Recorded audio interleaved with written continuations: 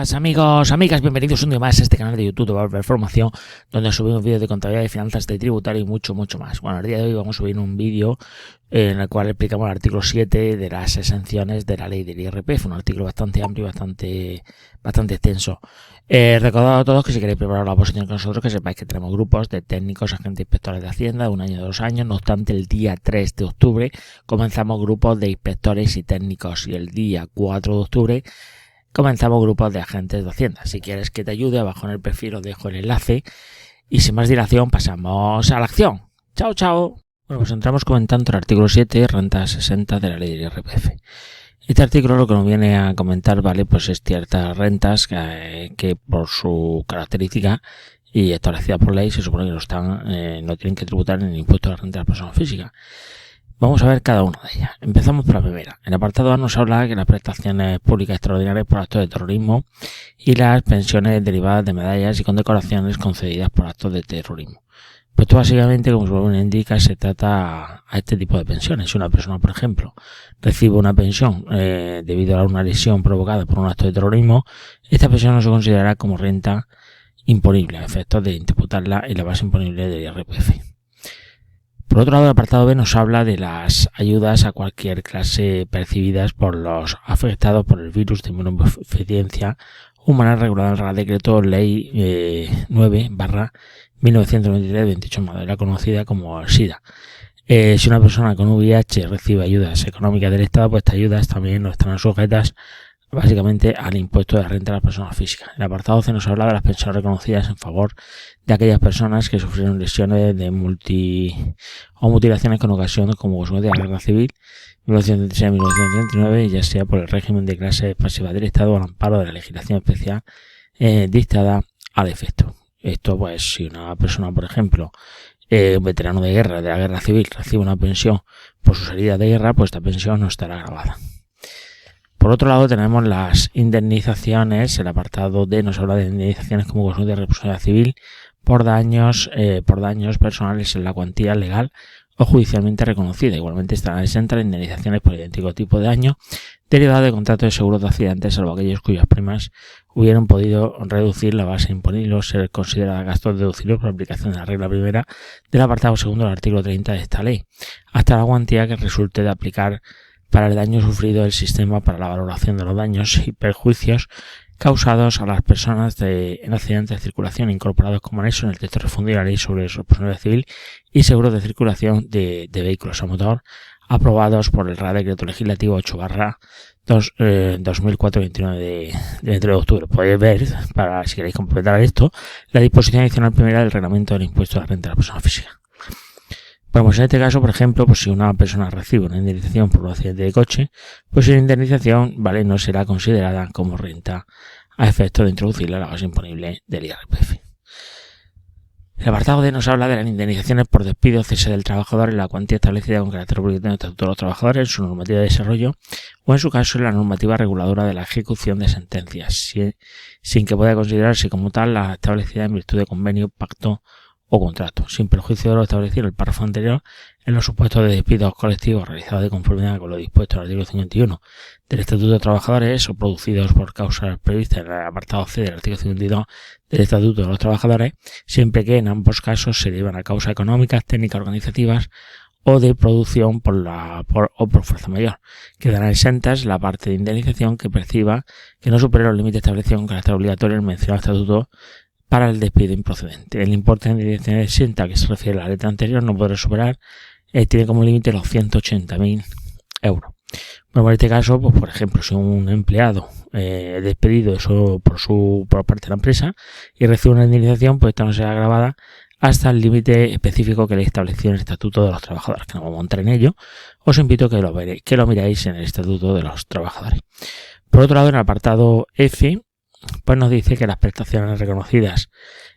al contribuyente por la Seguridad Social o por la entidad que sustituyen como consecuencia de incapacidad permanente absoluta o gran invalidez, asimismo las prestaciones reconocidas a los profesionales no integrados en el régimen especial de Seguridad Social de los trabajadores por cuenta propia o autónomos por la mutualidad de previsión social que actúen como alternativa al régimen social de la Seguridad Social mencionado, siempre que se trate de prestaciones en situación idéntica de la prestación por la incapacidad permanente absoluta o la invalidez de la seguridad social. La cuantía exenta tendrá como límite el importe de la prestación máxima que reconozca la seguridad social por el concepto que corresponda. El exceso pues tributaría como rendimiento del trabajo, entendiéndose producido en caso de concurrencia de prestaciones de la seguridad social y de las mutualidades antecitadas en la prestación en estas últimas. Bueno, pues en este caso, ¿vale? Estamos hablando de aquellos personas, ¿vale? O funcionarios que si reciben una pensión por estar totalmente incapacitada para cualquier trabajo, esta pensión pues no será grabada. Siempre que sea, hay que tener mucho cuidado porque la norma nos habla de incapacidad permanente absoluta o gran invalidez. En seguridad social hay distintos grados de invalidez, ¿vale? Solamente están exentas aquellas que sean de incapacidad permanente absoluta o gran invalidez. El resto tiene que tributar. Por otro lado, con respecto al apartado G, las pensiones por inutilidad e incapacidad permanente del régimen de clases pasivas, siempre que la lesión o enfermedad que hubiera sido causado en aquella inhabilite por completo al perceptor de la pensión para toda profesión u oficio. Estamos hablando en este caso, pues bueno, pues si una persona recibe una pensión por estar totalmente incapacitada para cualquier trabajo, esta pensión no será grabada. El apartado H nos dice que las prestaciones por maternidad o paternidad de las familiares no contributivas reguladas respectivamente en el capítulo 6 y 7 del título 2 y el capítulo 1 del título 6 del texto refundido de la Ley de Seguridad Social aprobada por el Real Decreto Legislativo 8/2015, 30 de octubre, y las pensiones laborales pasivas de orfandad y a favor de los nietos y hermanos menores de 22 años incapacitados para todo trabajo percibidos de los regímenes públicos de la sociedad y la clase pasiva. Asimismo, las prestaciones reconocidas por los profesionales no integrados en el régimen especial de la seguridad social de los trabajadores por cuenta propia autónomos de las mutualidades de previsión social que actúen como alternativa al régimen especial de la seguridad social mencionada. Siempre que se trate de prestaciones, situaciones idénticas a las previstas en el párrafo anterior por la seguridad social para los profesionales integrados en dicho régimen especial. La cuantía exenta tendrá como límite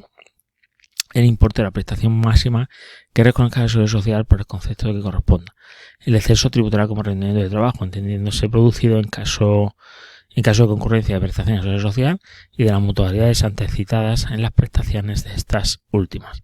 En el caso de los empleados públicos encuadrados en el régimen de seguridad social, que no dé derecho a percibir las prestaciones por maternidad o paternidad a la que se refiere el primer párrafo de esta letra, pues estará exenta la retribución percibida durante los permisos por parto, adopción o guarda y paternidad al que se refieren las tres letras A, B y C del artículo 49 del texto refundido de la Ley del Estatuto Básico del Empleado Público, aprobada por el Real Decreto Legislativo 5/2015 de 30 de octubre, o la reconocida por la legislación específica que le resulta de aplicación por las situaciones idénticas de las previstas anteriormente. La cuantía exenta de la retribución o prestaciones referidas por este párrafo tendrá como límite el importe de prestaciones máximas que reconozca la seguridad social por el concepto que corresponde al exceso, pues tributará como rendimiento del trabajo. Igualmente estarán exentas las demás prestaciones públicas por nacimiento, parto, adopción múltiple, adopción, maternidad o paternidad, hijos a cargos y orfandad. Bueno, este apartado H pues nos habla de aquellas prestaciones de prestación o paternidad y las familias no contributivas que están exentas del impuesto. Por ejemplo, si una persona recibe una prestación por maternidad o paternidad, pues esta prestación evidentemente no estará exenta en el IRPF. Por otro lado, con respecto al apartado I, pues comentar que las prestaciones económicas percibidas de instituciones públicas con motivo del acogimiento de personas con discapacidad mayores de 65 años o menores, que sea de la modalidad simple, permanente o productiva, o la equivalente prevista en el ordenamiento de la comunidad autónoma, se incluye el acogimiento en la ejecución de la medida judicial de convivencia del menor con personas familiares previstas en la Ley Orgánica 5/2000 de 12 años reguladora de la responsabilidad penal de los menores. Igualmente estarán exentas las ayudas económicas otorgadas por instituciones públicas a personas con discapacidad con un grado de minusvalía igual o superior al 65% o mayores de 65 años para financiar su estancia en residencia o centro de día, siempre que el resto de su renta no excedan del doble del indicador de precios de rentas de efectos múltiples, conocido como el IPRE. Pues en este caso las prestaciones, lo que me viene a decir el artículo es que aquellas prestaciones económicas de instituciones públicas con motivo de acogimiento de personas con discapacidad que sean mayores de 65 años o menores y la ayuda para financiar, ¿vale? Pues estancias en residencias o centros de día bajo ciertas condiciones están exentas del impuesto. Pues por ejemplo, si una familia recibe una ayuda para acoger a un menor con discapacidad, pues esta ayuda no estará sujeta al impuesto, o sea, está exenta según la ley del impuesto a la renta de las personas públicas. De las personas físicas, perdón. Con respecto al apartado J, pues nos dice lo siguiente: las becas públicas, las becas concedidas por las entidades sin fines lucrativos a las que sea de aplicación el régimen regulado en el título segundo de la Ley 49/2002 de 23 de diciembre del régimen fiscal de la entidad sin fines lucrativas y de los incentivos fiscales al mecenazgo, y las becas concedidas por las fundaciones bancarias reguladas en el título segundo de la Ley 26/2013 27 de diciembre de cajas de ahorro y de fundaciones bancarias en el desarrollo de su actividad de obra social percibidas para cursar estudios reglados tanto en España como en el extranjero, en todos los niveles y grados del sistema educativo en los términos que reglamentariamente se establezcan. Asimismo, estarán exentas los términos que reglamentariamente se establezcan las becas públicas, las concedidas por las entidades sin fines lucrativos y las fundaciones bancarias mencionadas anteriormente para investigación en el ámbito descrito en el Real Decreto 663/2006 de 27 de enero por el que se aprueba el Estatuto del Personal Investigador en Formación, así como los otorgados por aquellas con fines de investigación a los funcionarios y demás personas del Servicio de Administración Pública y al personal docente investigador de la universidad. O sea, en este caso, pues se trata de becas públicas y las concedidas por entidades sin fines lucrativos para cursar estudios o para investigación están exentas del impuesto. Por ejemplo, si un estudiante recibe una beca para estudiar en la universidad, pues esta beca estaría exenta. Por otro lado, las anualidades por alimentos percibidas de los padres en virtud de una decisión judicial. Pues aquí hay anualidades, como digo, que pues se supone que se percibe por los padres en virtud de una decisión judicial. Esta exención se aplica a las cantidades que un individuo recibe como resultado de una sentencia judicial. O sea, debe establecer un juez que obliga a los padres a proporcionar alimentos. Por ejemplo, si en un divorcio donde se acuerda una pensión alimenticia básicamente para los hijos, en el cual hay una sentencia judicial. Por otro lado, según el artículo L, el apartado L, pues los premios literarios, artísticos o científicos relevantes con las condiciones que reglamentalmente se determinan, así como los premios Príncipe de Asturias en sus distintas modalidades, otorgados por la función Príncipe de Asturias. Esto estamos hablando de los premios literarios, artísticos, científicos relevantes y los premios Príncipe de Asturias. Si una persona gana el premio Nobel de literatura, el premio monetario asociado, pues estaría exento al impuesto. De la misma manera, si ganan un premio Príncipe de Asturias. El apartado M, pues nos dice que las ayudas de contenido económico a los deportistas de alto nivel ajustadas a los programas de preparación establecidos por el Consejo Superior de Deportes con las federaciones deportivas españolas, con el Comité Olímpico Español, en las condiciones que se determinen reglamentariamente. Son las ayudas, básicamente, que le dan de contenido económico al deportista de alto nivel. Por ejemplo, si un atleta de alto rendimiento que recibe una beca del Consejo Superior de Deportes para su formación y sus competencias, en este caso estaría exenta según el artículo 7 de la ley del IRPF. Con respecto al apartado N, pues nos dice que las prestaciones por desempleo reconocidas por la respectiva entidad gestora, cuando se perciban la modalidad de pago único establecida en el Real Decreto 1044/2018 de 19 de junio, por el que se regula el abono de la pensión por desempleo en su modalidad de pago único, siempre que las cantidades percibidas se destinen a la finalidad y en los casos previstos en la citada norma. Esta exención estará condicionada al mantenimiento de la acción o participación durante el plazo de 5 años. En el supuesto en el que el contribuyente se hubiera integrado en sociedades laborales o cooperativas de trabajo asociado o hubiera realizado una aportación al capital social de una entidad mercantil o al mantenimiento durante idéntico plazo de la actividad en el caso de trabajador autónomo. En este caso, pues se trata de prestaciones por desempleo que se han reconocido por la respectiva entidad gestora cuando se percibe modalidad de pago. O sea que se percibe, en vez de percibirlo mensualmente, se recibe el paro, digamos, se capitaliza el plazo, se recibe en un solo día, en una sola vez. Si una persona desempleada decide recibir una prestación por desempleo en un solo pago único, pues evidentemente esta cantidad estaría exenta. Con respecto al apartado ñ, pues nos dice lo siguiente: los rendimientos positivos del capital mobiliario procedente de los seguros de vida, depósitos y contratos financieros a través de los canales de instrumentos, los planes de ahorro a largo plazo, al que se refiere la disposición adicional 26ª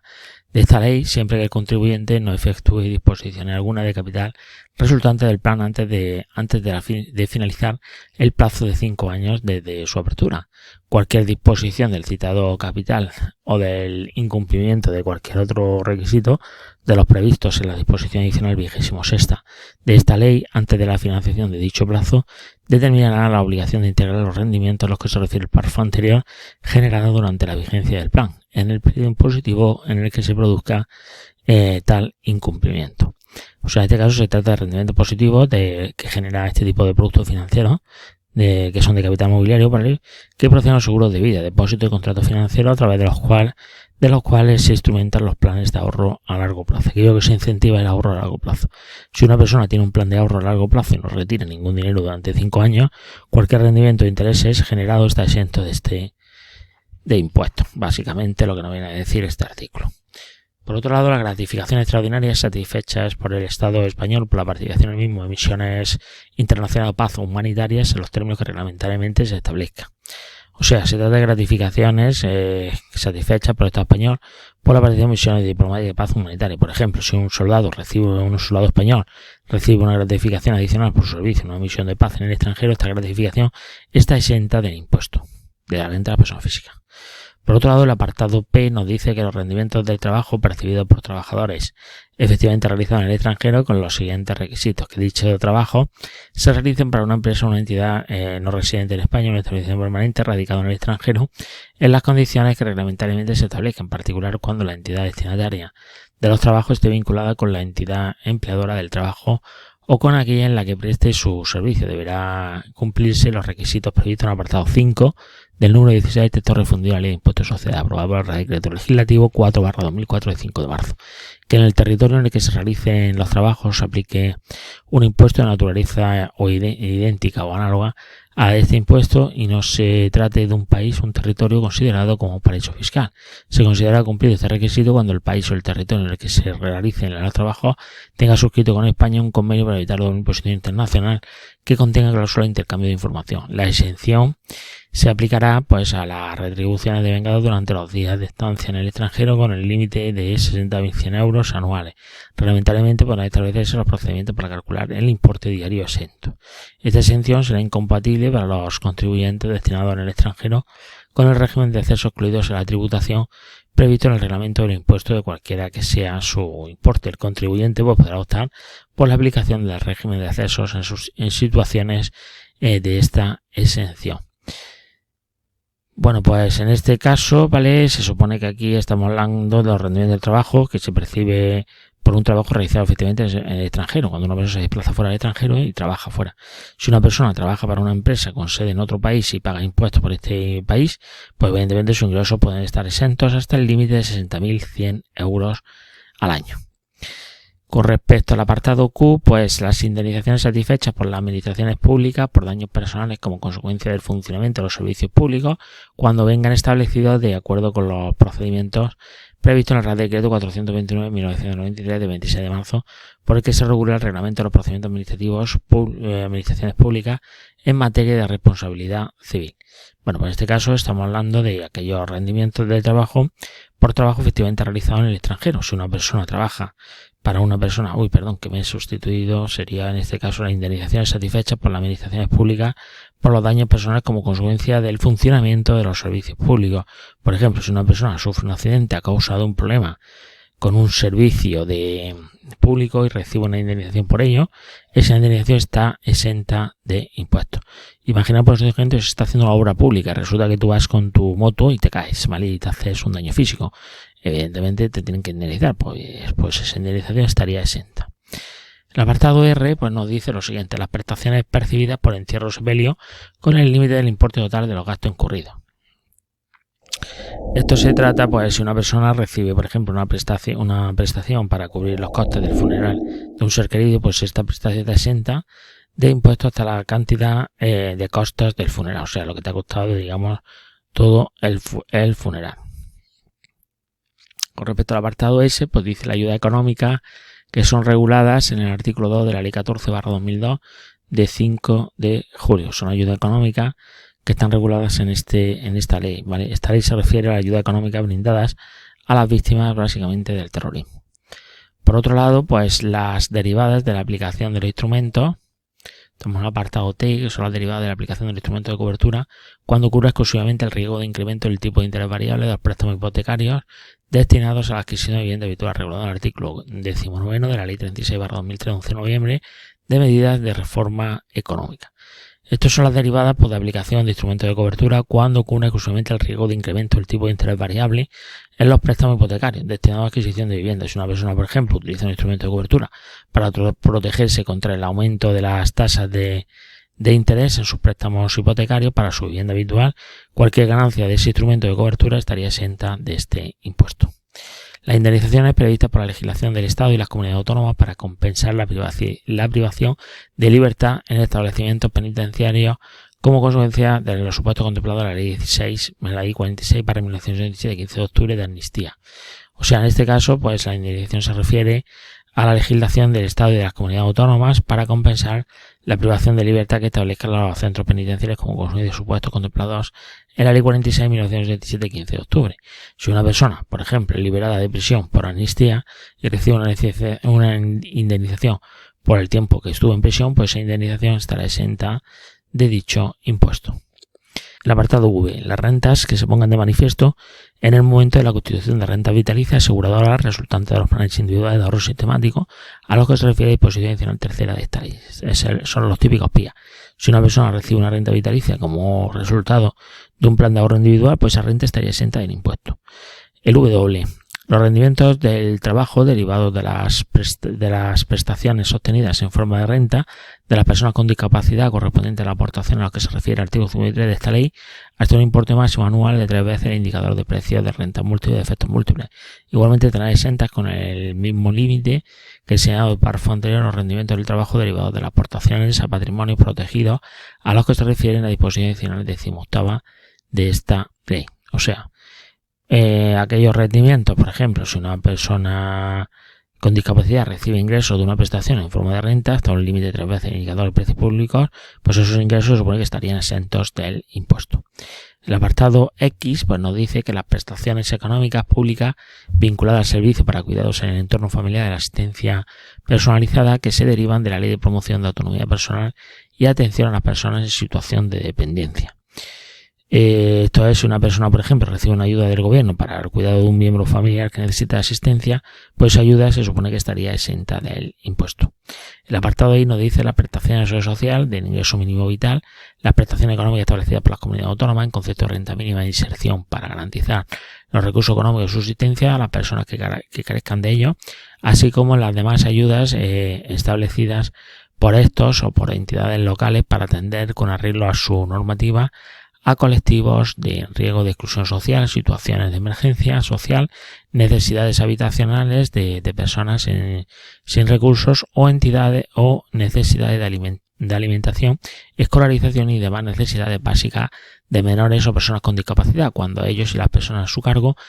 carezcan de medidas económicas suficientes hasta un importe máximo anual conjunto de 1,5 veces el indicador de precios públicos, o sea, el PRE. Asimismo están exentas las ayudas concedidas por las víctimas de delitos de violencia, que se refiere a la Ley 35/1911 de diciembre, de ayudas y asistencia a las víctimas de delitos violentos y contra la libertad sexual, y la ayuda prevista en la Ley Orgánica 1/2004, 28 de diciembre, de medidas de protección integral contra la violencia de género y demás ayudas públicas satisfechas a las víctimas de violencia por tal condición. Por este caso se trata de aquellas prestaciones de la seguridad social, de ingreso mínimo vital, prestaciones económicas establecidas en la comunidad autónoma, en concepto de renta de inserción para garantizar recursos económicos de subsistencia a las personas que carezcan de ella, así como pues aquellas ayudas que por estas o entidades locales para atender con arreglo a su normativa colectivos de riesgo de exclusión social, situaciones de emergencia social y necesidades habitacionales de personas sin recursos, necesidad de alimentación, escolarización y además de necesidades básicas